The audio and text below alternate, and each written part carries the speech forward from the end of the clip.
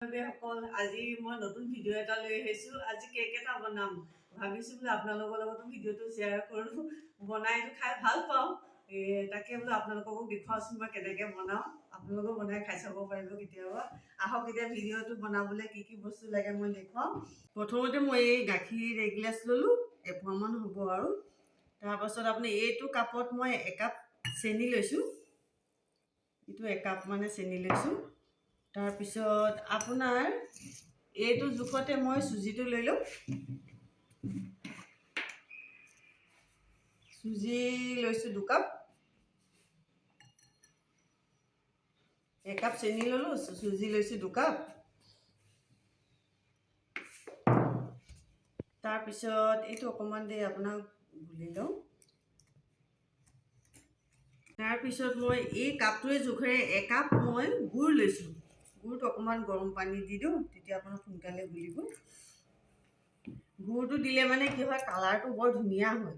আৰু আপোনাৰ কিছুমানে আপোনাৰ ধৰক গুড় চেনি নাখালে গুড় দিও বনাব পাৰে, কিন্তু মই গুড় অকণ দি দিছোঁ। আপোনাৰ কালাৰটো বৰ ধুনীয়া কালাৰ হয়, সেইটো কাৰণে গুড় অকণ মই ইয়াত একাপ জোখৰ মই গুড়টো লগতে দি দিছোঁ।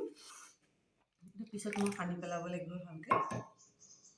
এইটো দেখিছেনে, কালাৰটো ধুনীয়াকৈ আহিছে। ইয়াৰ লগতে মই নাৰিকল গুড়ি একাপ দি দিম। এইটো জোখত মই নাৰিকল গুড়ি একাপ দি দিম। নাৰিকল গুড়িটো যিমানে বেছি হ'ব সিমানে খাবলৈ ভাল হয়। গাখীৰটোতো দিবই লাগিব, গাখীৰটো অপশ্যনেল, মানে গাখীৰটো নিদিলে আপোনাৰ গেছ চেছৰ অলপ প্ৰব্লেম হ'ব পাৰে। আপোনাৰ সেইটো কাৰণে চুজিৰ লগত গাখীৰ দিবই লাগিব। আপোনাৰ ইয়াত মই নাৰিকল গুড়ি দি দিলোঁ। আপোনাৰ কালাৰটো এতিয়া অকণমান দেৰি মই 10 মিনিটমান ৰাখি থ'ম। আপোনাৰ ধৰক চুজিটো ফুলিব লাগিব অকণমান, মানে আপোনাৰ পানী দিলে অকণমান ফুলিব, চুহিব। সেইটো কাৰণে 10 মিনিটমান মই এনেকৈ থৈ দিম আৰু। 10 মিনিটৰ পিছত এয়া উলিয়াই ল'লোঁ। আপোনাৰ ধৰক চুজিটো ফুলি গ'ল আৰু পানীটো শুহি পেলালে। মই ইয়াত এতিয়া একাপ আটা বা ময়দা যিকোনো এটা এড কৰি দিম, কাৰণ সুদা চুজিটো আপোনাৰ কি হয়, আঠাটো নাথাকে। ইয়াৰ লগত আটা বা ময়দা মিশ্ৰণ কৰিবই লাগিব, তেতিয়াহে আপোনাৰ বস্তুটো আপোনাৰ আঠাটো থাকে আৰু ভাল হয় তেতিয়া। এতিয়া মই ইয়াত অকণমান ইলাচি গুড়ি খুন্দি থৈছিলোঁ, ইলাচিটোৰ গুড়ি আপোনাৰ অকণমান গুড়ি অকণ দিলোঁ।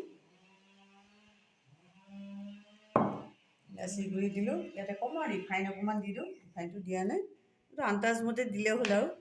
আপোনাৰ ৰিফাইনটো যিমানে সৰহ হ'ব সিমানে বস্তুটো কোমল হ'ব আৰু।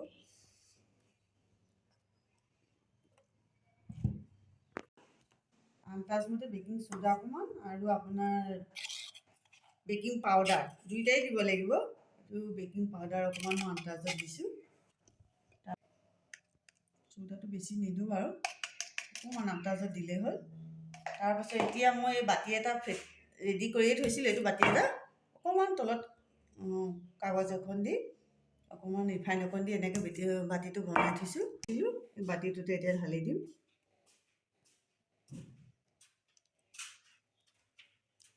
এইটো আপোনাৰ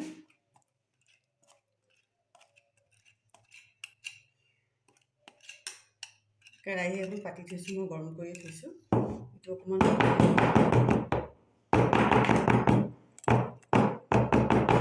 গৰম কৰি থৈছিলোঁ 40 মিনিটমানলৈকে। আৰু ইয়াত মই অকণমান ওপৰৰ পৰা চেনি দুটামান দি দিম, দেখিবলৈ ধুনীয়া হয় চেৰিটো দিলে। চেৰি অকণ ওপৰৰ পৰা দি দিম। 40 মিনিটমানৰ পিছত এইটো একদম ষ্টিমত দি থোৱা আছে।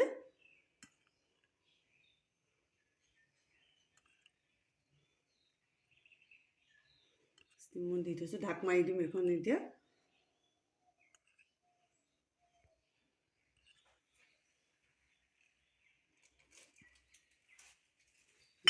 অলপ সময়ৰ কাৰণে 40 মিনিটমানৰ পিছত এইটো চাম আৰু।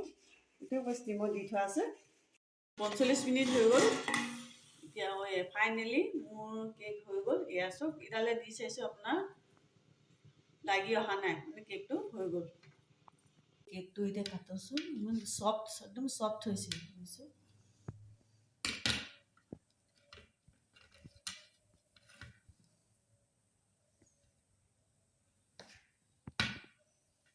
সফ্ট দেখিছোঁ কিমান কোমল হৈছে, খাবলৈও ভাল হ'ব।